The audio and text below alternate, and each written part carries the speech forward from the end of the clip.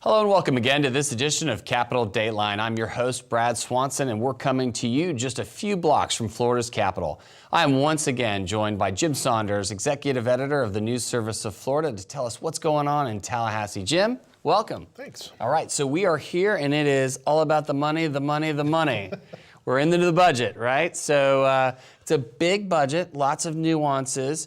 Where do you want to begin as we go through that? Well, there's a lot of big nuances, but there's a lot of big differences as well. I mean, the House and Senate are pretty far apart. They rolled out their initial budget proposals last week, and that will get them moving forward to approve them and then hopefully head into negotiations sometime soon. Right. But they're at least a couple $1 billion apart, big numbers, and then there's a lot of differences within the big numbers in terms of different programs, different agencies, and different initiatives. Well, before we get into that, does that huge difference, is that a harbinger for a special session? Well, I kind of joke. I haven't talked to anybody yet who doesn't think there's going to be a special session. Right. I mean, anything's possible. These guys, you know, they kind of play, you know, they kind of spar like this every year.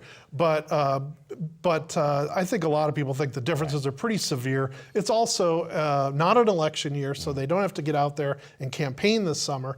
So I think I think most people think they're headed to a special session. They can take their philosophical cracks at the apple, as they say, or bites at the apple. I was in a committee meeting last week, Health and Human Services Appropriations Committee in the Senate, and the chair of it, Anna Terry Flores, was kind of joking, well, it might be a couple extra weeks, you know, that kind of thing's going around, even among the legislative leaders. So it's not like it's just scuttlebutt in the Capitol that this could happen. All right, so education, healthcare, you know, is it everywhere in the budget, or where are the big topics that I'm not sure everywhere, but there are significant differences all over the place. One of which is higher education spending, which has been a major priority of Senate President Joe Negron. He's made trying to elevate the higher education system one of his top priorities.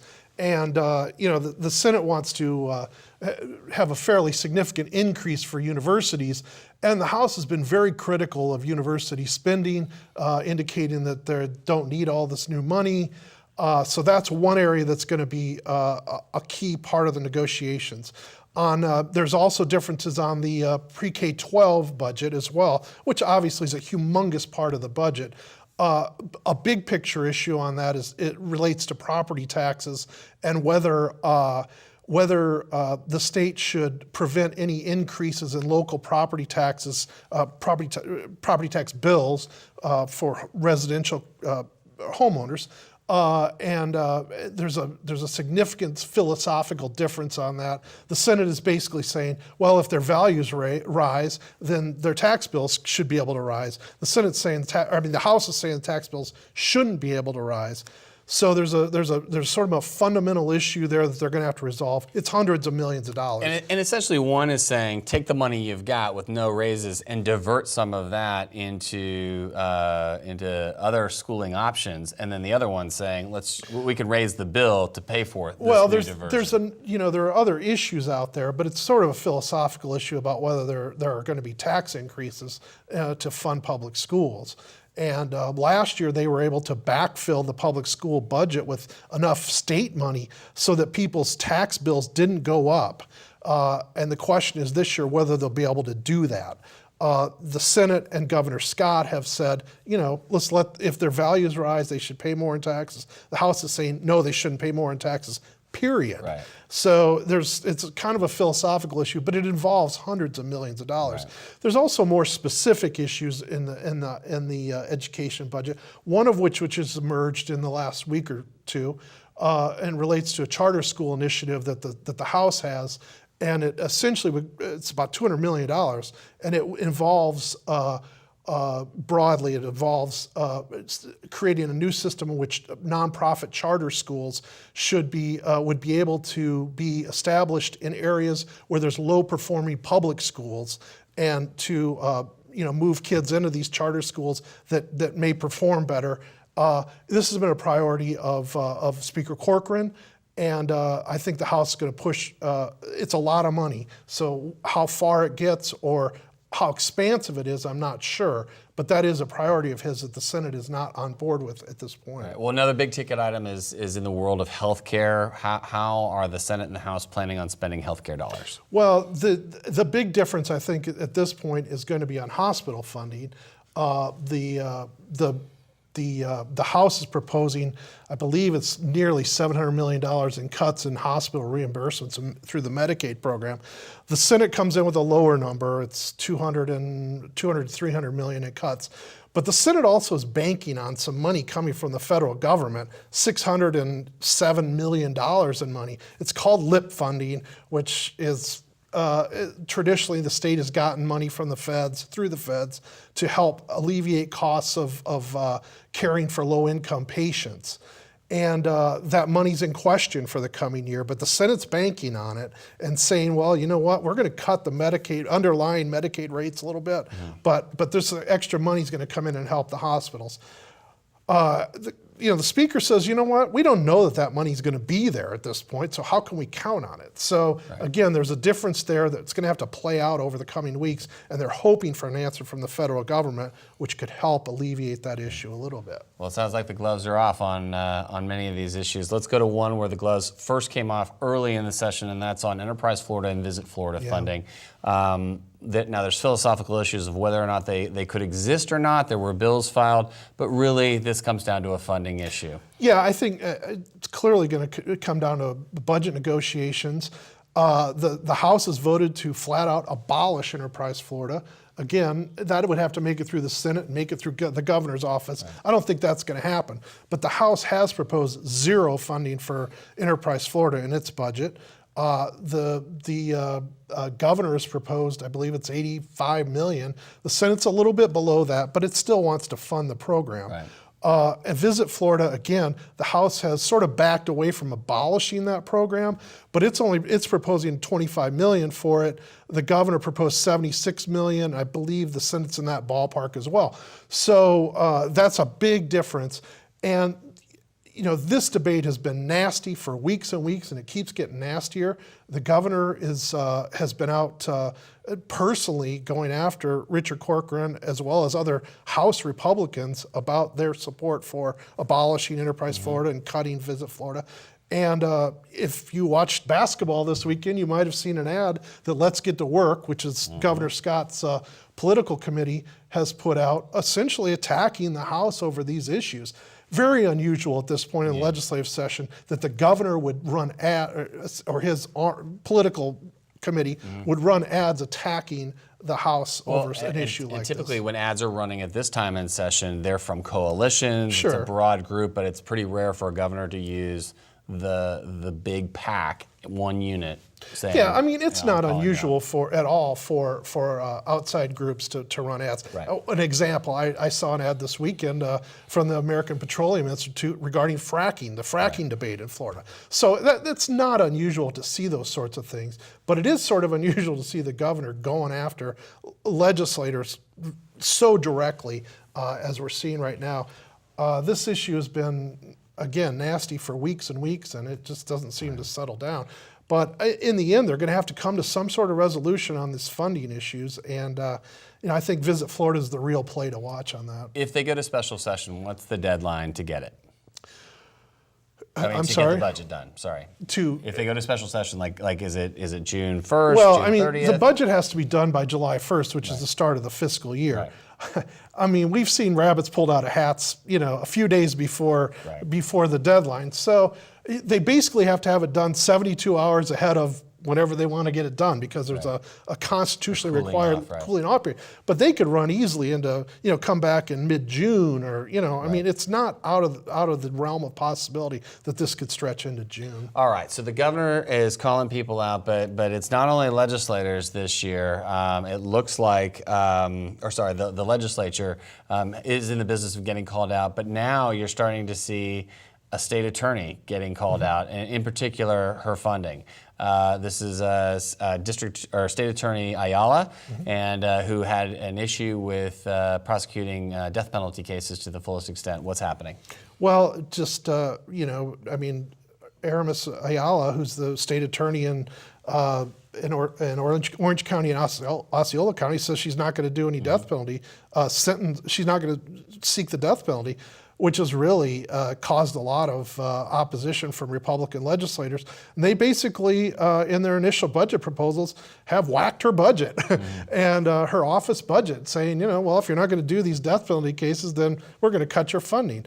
This happened the same week as there was hundreds of people came to the Capitol to support her in a rally. So this is a very controversial issue. The governor has, there's a high profile case down there involving the defendant is Markeith Lloyd, who is accused of killing a police officer as well as another woman. And the governor has reassigned that case to Brad King, who's the state attorney in Ocala. Last week, a judge said that the governor can do that. State Attorney Ayala has challenged his ability to reassign cases out from underneath her. The judge down there said that he can do that. Now, Ayala's talking about appealing, so it's not a done deal at this point. But this is has become a very heated issue in both in the legislature as well as sort of in death penalty circles. I mean, on either side of it. And I think I would think that unless they are something unusual happens, I would think the legislature still might go after her funding, part of her funding. They're not going to cut her whole office, but they can trim some of it and send her a message. Well, and ironically, that bill, the first bill that made it out of this session and was signed, was a jury verdict bill in death penalty cases. Right. I mean, the death penalty's been on hold since January of 2016 because of legal issues. Right. And the legislature passed a bill, as you alluded to, first week of session to try to jumpstart that process. And then this all happens. Right. So it continues to create turmoil around the death penalty in Florida. All right. So we'll do a little bit of a lightning round here, but let's run through kind of some of the top issues that are moving through the legislature. So we've got gambling. Yeah, the Senate passed a gambling bill last week that's very friendly to the pari-mutuel industry. The House is going to take up their version, or they were expected to take up their version this week, which is very, very different. It focuses mostly on reaching a deal with the Seminole tribe, and they're taking very different approaches. That's going to be an issue that I think we're going to have to watch in the final weeks of session to see whether they can come together, because gambling deals are never easy, and they haven't passed a major one in years. Right. Okay, so we move on from gambling. Now, within the term insurance, there seems to be 3 or 4 sub items that are moving through. So for the viewers, what are those items and where do they stand? Well, I think the most significant thing is they're moving very slowly, but they're big issues. Right. One is workers' comp. The House and the Senate are trying to start moving with some bills related to workers' comp, making changes in that system, which there's 14.5%. And small businesses and businesses of all sides on both sides of that issue. You got trial lawyers, you got unions, you got everybody involved in that issue. But I mean, what's prompting them is a 14.5% rate increase last year for businesses that's related to Supreme Court rulings primarily. Right. So, but it's a difficult issue, and at this point, the proposals that are out there, the business community does not like. Right. So we'll have to see how that moves forward and whether those bills change. Right. Assignment of benefits, another one. Assignment of benefits is a big issue, again, that's moved very slowly, has really barely moved, but it relates to water damage claims, primarily in South Florida. These are the kinds of claims that when your pipes bust, not when the hurricane blows through. And the insurance industry argues that there is a proliferation of fraudulent situations going on with this assignment of benefits, which is driving up rates. But again, there's opposition on the other side from trial bar, contractors who argue that, well, hey, if the insurance companies would pay their bills like they're supposed to, there wouldn't be attempts to get this money. So it's, again, this issue's been around for a few years, and the legislature's not been able to resolve it. And again, it's moving very slow. It's hard to tell at this point. One other issue that's high profile, again, I don't know in the end whether it can move through because, again, very difficult, would be to repeal the PIP system, the no-fault auto insurance system. We saw a bill start moving through the House last week, and it's also being considered in the Senate, I believe, this week. And those are those are big issues. Yeah. When insurance gets on the table, there's all kinds of parties that are get involved, and making significant changes is very difficult. Well, let's close out with one of the lighter fare bills, if you will, but beer glasses. Not to be confused with beer goggles, but beer glasses. We're talking about glassware at a bar. What's happening with this all-important bill? Well, every session there's issues that none of us see coming, and this was one of them. This is another beer industry fight. We've had these beer industry fights over the last few years and this one's about whether beer distributors can provide free glassware to bars. And the craft brewers particularly are not happy about this bill, because they say it would help big distributors like Anheuser-Busch come in and kind of Bigfoot them. And I don't know. It's moving around. It's getting a lot of interest, mostly because it's pretty odd. Some of these beer issues, they kind of. All right. So there's a fun bill. What's the one bill people should pay attention to this week in committee? Well, the biggest things are the budgets. They're in the House Appropriations Committee and the Senate Appropriations Committees this Wednesday. Now, whether there's going to be much significant change, I doubt it at that point. But that's what's starting to move forward. The House could take up a number of significant bills this week: gambling, the Uber bill, the ride-sharing bill. They could take up. There's also a bill about religious expression in schools. There's a bunch of bills the House could take up on the floor this week. So I think that's also something to watch. So your fingers will be fast on the keyboard, and we'll as well as your whole we'll team. try to stay busy. All right. We'll stay close to your news feed. Jim, thanks so much for joining us. Thank you. That's all the time we have for today's Capitol Dateline. Please tune in and check us out on Facebook at Capitol Dateline Online, or connect with us on our Twitter feed at the FCTA. Thanks again for tuning in.